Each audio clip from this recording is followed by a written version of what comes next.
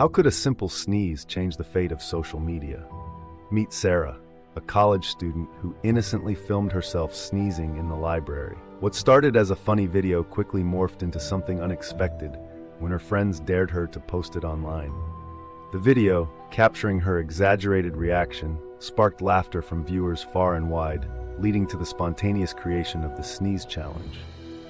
Soon, people everywhere began sharing their own humorous sneeze moments, creating a wave of joy and laughter.